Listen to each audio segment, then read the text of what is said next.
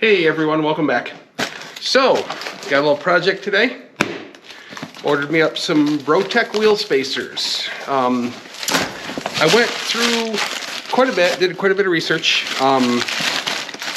into the different wheel spacers. There's a lot of different companies out there.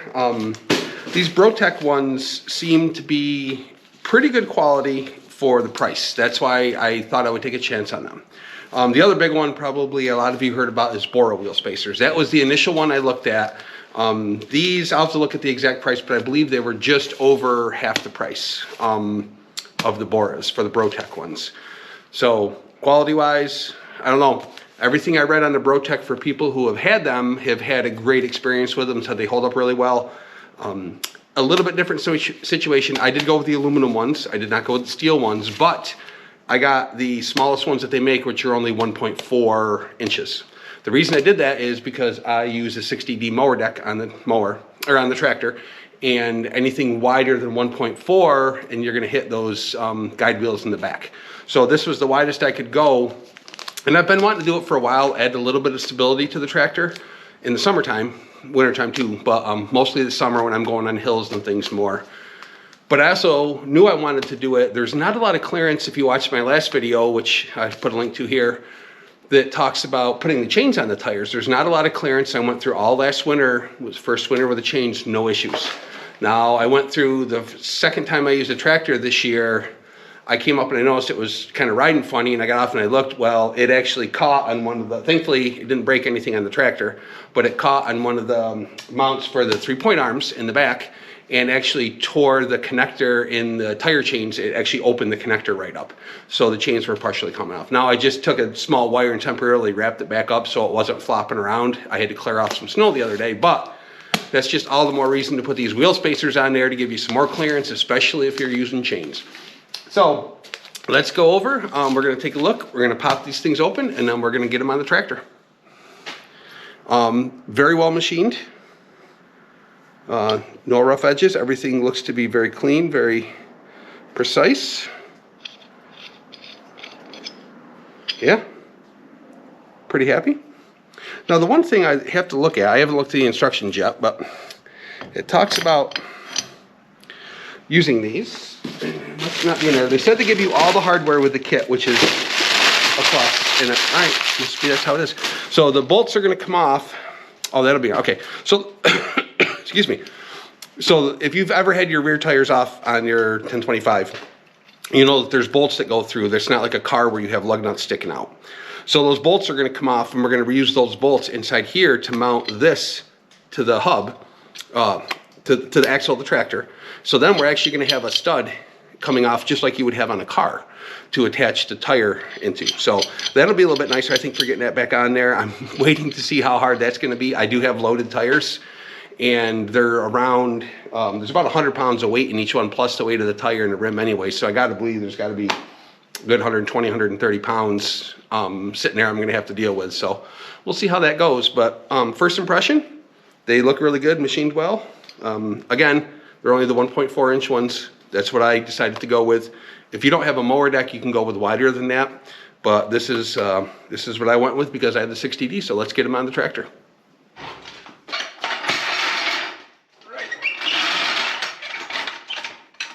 Jack this up. I usually jack it up on the toe plate in the back. It's just a good flat surface to get it on.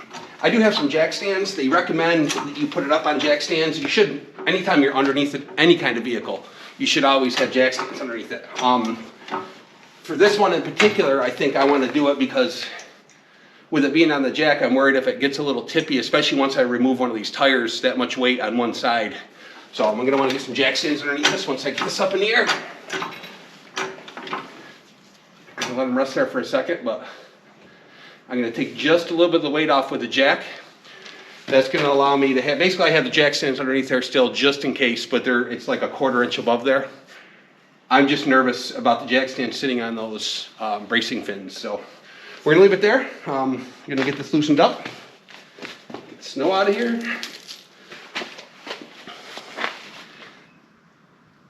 So one of the things they recommend that you do when you go to loosen these the bolts up for the tire is that you actually do it before you jack the tire up. I didn't do that. I have the brakes set and locked on. I'm hoping that's going to be enough. If I can get this in there. Yep. All right, on mine it looks like that's, yep, braking them free fine. I do have an impact. It's not a, I'll say not a real impact. Not a pneumatic or a more powerful one, but once you get them broke loose just a hair, this thing works fine. Get them off. And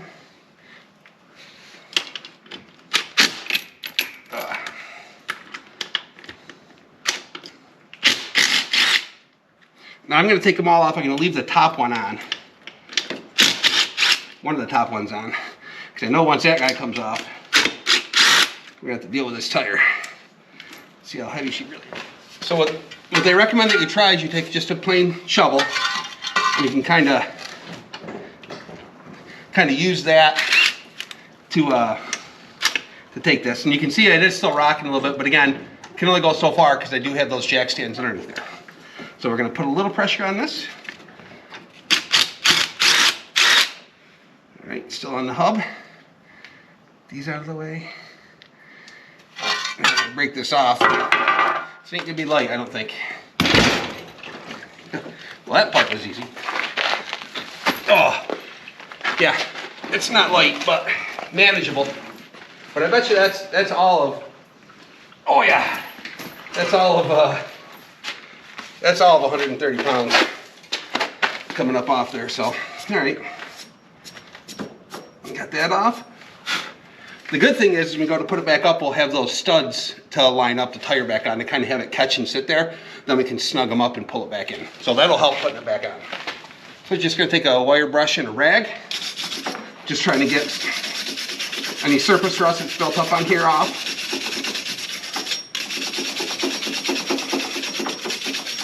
Obviously the aluminum's not gonna rust, but want a good mating surface. You don't want any chance of any movement in here, regardless of how thin it may seem. So the more I can get this cleaned off, the better I'll feel about that extension, because you're moving out that center of gravity, or not center, you're moving out the base, so it's farther away. So you are putting a little more pressure on these axles, but I don't think, I mean, you're talking coming out not even the width of a 2x4, right? I mean, the thickness of a 2x4. So I don't think, in everything I've read, people have used them, backhoes and everything else, have not had a problem yet. So I'll keep you posted if I run into any problems. Hopefully it'll help you. All right, so we got one of the spacers here. So they tell you to test fit it, and you'll notice that these studs coming off, you see them? See how it's got that collar on there? You want to make sure, because these are set to have that collar and they're made to go right down in there. So you can see inside that has a small bevel to it. So these are going to fit right down inside there. Now they tell you to test fit this to make sure it's going to fit on here fine, which hopefully it does. Just want to get that on there a little bit. I'm assuming all 5 of these are going to go in. They look like they're lining up fine. Basically, they want you to make sure everything fits snug, and not snug, everything fits aligned well. So that you're not trying to put the tire on there, horsing all that weight around when something's not right, or there's some kind of potential accident. So it looks like all these are good. So I'll slide this back over just for you guys and girls. So I'm going to come in from the back side. Again, we just want to make sure that when this goes in here, boom, doesn't catch. I shouldn't have to force it, and that fits perfect. So again, very impressed with the build quality on this so far. So all right, I'm going to slide this back over. All right, so our next step, got a brand new tube here. Thought it was here. Obviously, you don't want to do it on the lug nuts, but because we're going to put this on, we're not going to plan on taking this off ever again on my tractor. So I want this to become a permanent part of this. So we're going to use Loctite Blue, which is a medium strength. So we're going to open this up. We're just going to put it on these threads.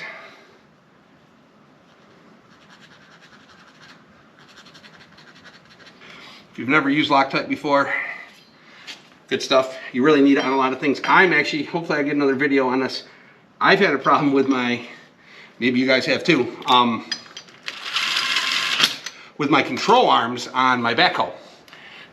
Keep coming loose at the base. I tighten them up and I use it for a while and they come back loose. So that's why I initially bought this thread locker, was to actually use on that. So, but as it turns out, I actually needed it for this too. So you're just gonna kind of squirt some on. It's gonna go in there.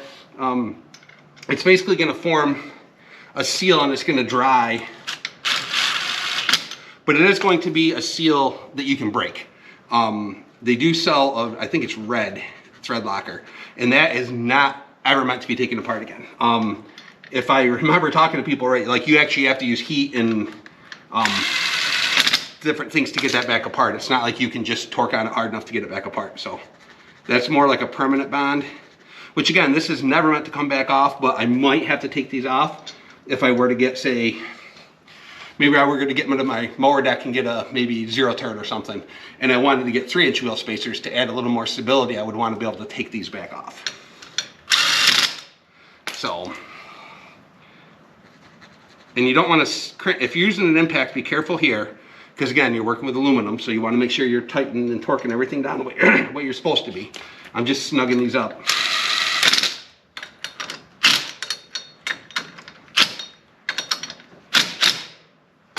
All right, so that's it. All right, so now it says these are going to be torqued eventually to, I believe, 70 foot-pounds. Now it says it says to torque them first halfway, so we're going to do it about 35. Again, it's always a good idea. I always take, I don't know if you have to, but I always was taught that you take your, when you set your torque wrench in its place, you should take all the tension off of it so that it's locked in. So that it's, you know, you're not storing it in a place where you have tension on it. So that's why I was backing that off. So all right, so I got this set at 35. There you go. And you do it in a star pattern. 2, 3, 4, 5. All right, now we're going to put this up to 70. I'm actually going to put this, I think, to about 72. And I'm sure I could calculate this, but I know you lose a slight amount of torque because of the extension, and then I have the adapter on there too. So I'm going to put this up just 2 foot-pounds, nothing drastic. Now, if this doesn't work, we'll see how this catches.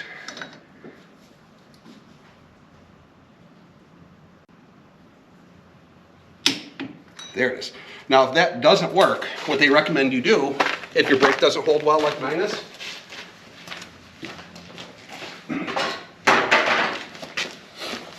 they recommend a pipe.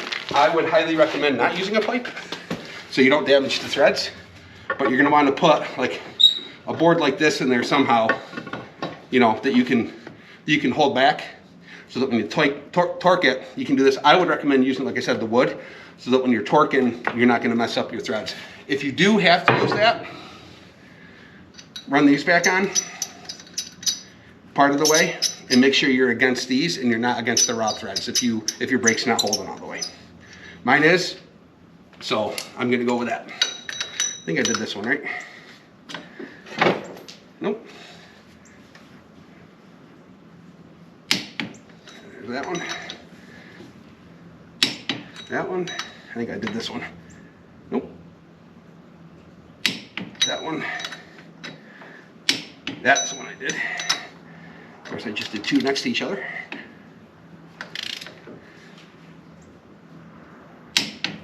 Just check these again real quick. Never hurts. Yep. Yep. Yep. So it's interesting.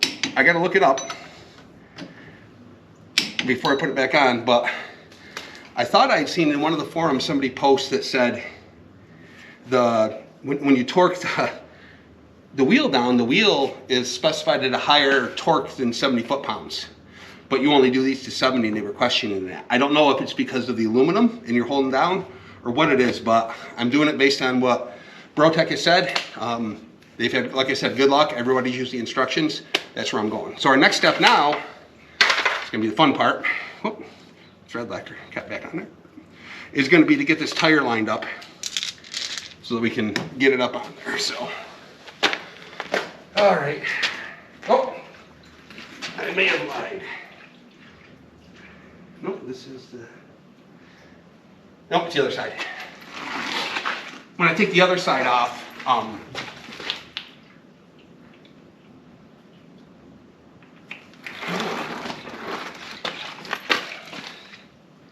I actually did put that on the end. I don't know why I did that. Anyways, when I showed you guys the picture, I actually put it on the back side of this for some reason. I don't know why. But I'm gonna clean this off. There's some raised edges, so you can see what I'm doing.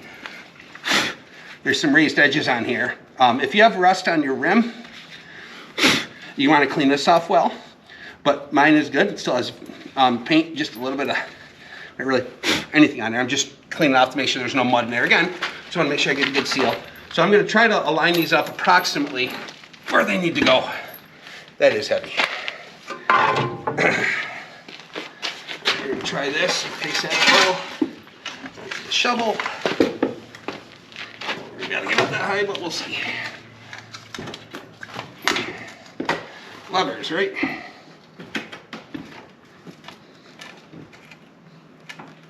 Where are you at? Oh.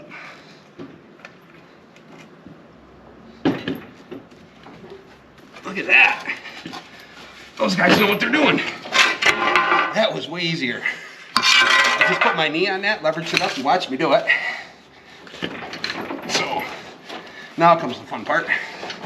Again, you want to be careful. You don't want to mess anything up. Now, let me bring the camera over here. You want to make sure when you're lining this up, this inner hub, you want to make sure it's all the way up on that. I don't know that you could have all the studs on. It's such a good fit and not be on there, but just to double check and make sure you're there. And that's it. All right, put you back down. Get these guys tightened up. Oh, I guess not. Just checking to see how these were supposed to be put on there, but oh, yeah, there is a slight indentation in there, so these will line right up. That was, we'll just say that went much easier than I thought it was going to. Again, I'm just gonna, I don't know why I'm spinning these all the way. I'm just gonna get them started. I'll get the impact with the socket.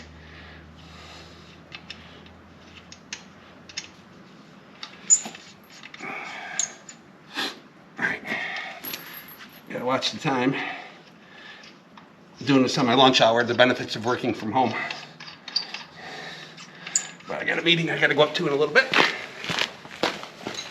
It's actually not a bad day. We've got snow coming here in upstate New York. Not a tremendous amount, but enough that I wanted to get this fixed before I got too far, so. See, I snug that right up. Same thing, when you snug these up, just do it in a star pattern. Because I'm talking to you and not doing it in the star pattern.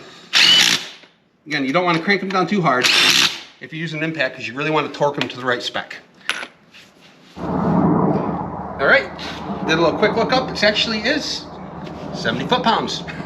It was 95 Newton meters, I think, is the metric equivalent. So it's actually 70 foot-pounds of torque. So we're gonna, well, we're gonna torque these. I don't think I can get this in there. That's the only problem.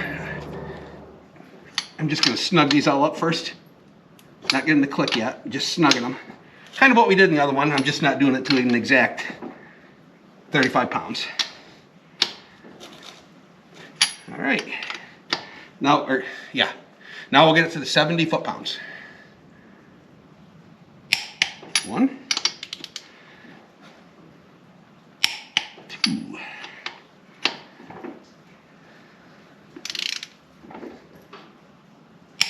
3, 4, and 5. Double check. It's amazing how long I went with go right. Okay. It's amazing how long I went without having a torque wrench. Just crank them till they feel good. I really wanted to make sure I torqued them down well this time, mainly because of the aluminum in there. I just want to make sure I'm doing everything according to the specs that Bro-Tek has given me. But so that's that. So let's take a look. Let's take a look-see, shall we? So you can see there. So this is where it's installed. You see all this clearance I got here? I don't know if you can see my hand. Yeah, I think you can see my hand. So see all this clearance we got in here? As opposed to this side. Now if you look in here, see this is what happened on this side. And I'll show it to you when I take it off, but I'm guessing it caught on this. Right here is where it catches. So, but you gotta have weight on here. I use a snowblower. Well, you gotta have some kind of weight. I guess I could take the 3-point arms off, but this stud is still gonna be sticking out there. So anyways, I like this look. I like this look a whole lot better than this, which is why I got the spacer. So, all right, let's get the other side done. Well, I don't know why I wasn't using this before. Oh, so much better. My daughter got me this. Thank you, Rachel, for actually working in the garden. But I was sitting here, my knees were getting a little sore. I'm getting old. And just, it was wet and this concrete, it's pretty cold. It's about 40 out today, but we've been quite regularly below 0 Fahrenheit. So a little chilly out there.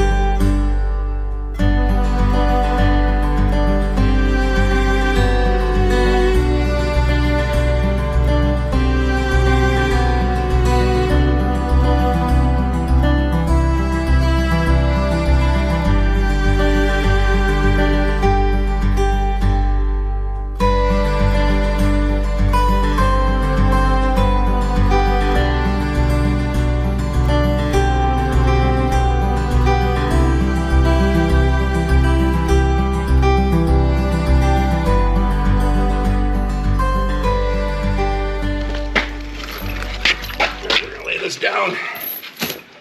Lay your burdens down, right? Something like that. Yeah, this was a extreme hack. I had to get snow done the other day. I forgot that the chain was broken. I didn't want it to catch on anything, so I literally just, I'll show you this when I get it off of here. It worked. It was a hack, but I wouldn't want to leave it on here very long. It literally is just a, like, big bread tie. So this, whoop, it's not like, I'm gonna undo a couple of these, maybe 3 of them. All right, in the middle. Let me pull this up a little bit more. There we go. If you watch my other video, I talk about getting this tight. I'm not letting the air back out. It is what it is at this point. There we go. All right, there we go. That's what I'm talking about. The trick is going to be getting this thing bent. I think I know how I want to try it. That is a large tire. Of course, it's the only hammer I can find. Try to pop this down a little bit without banging my hand. Banging the crap out of my hand, I should say. That. Slow and steady.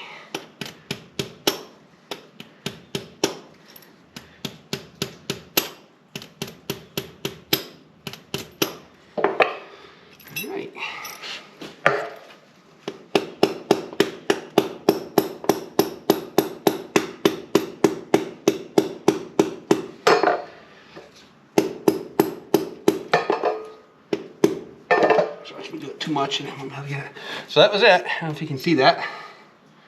I got her bent back around. That was way easier than I thought it was going to be. All right, now we're going to, famous last words, right? Now the chain's back on yet. Oh my gosh. I'm trying to get these torqued around, lined up better. Somebody commented on one of the other videos. Sorry, I can't remember who it was. Apologize. Appreciate the comment. TireChange.com is where I got these from. And you can go there and just give the tire, I think they're 26 by 12 by 12. 26 by 12 by 12s, yep. Apparently they're 305 60/12s. Standard tire convention. There, oh. All right, now I got this.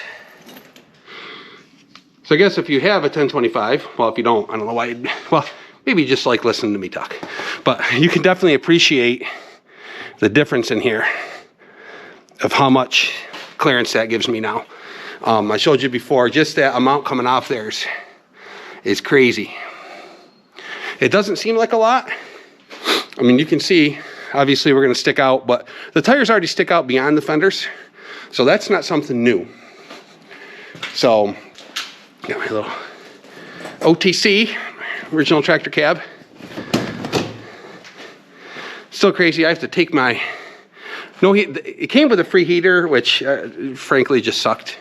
It was like, I don't even know, like you were barely like exhaling, like, and that's about how hard the air was coming out of it. But even without that, just the heat that the hydro transmission gives off, I have to end up taking my coat off when I'm actually going through and using the snowblower. So, but that's it. I'll give you a little front view. How she look? Probably not gonna be able to see anything because of that backlight. I can a little bit. Get higher. So there's what she looks like from the front. I like it. I like how they went on. Very happy. We'll see how Bro-Tek, you know, like I said, we'll see how they work out in the long run.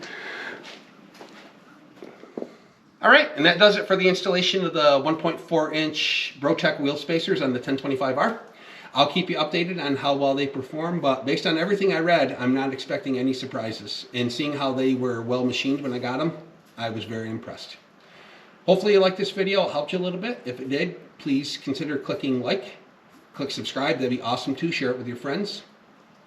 Hopefully you enjoy these videos, and until next time, we'll see you later. Take care. God bless.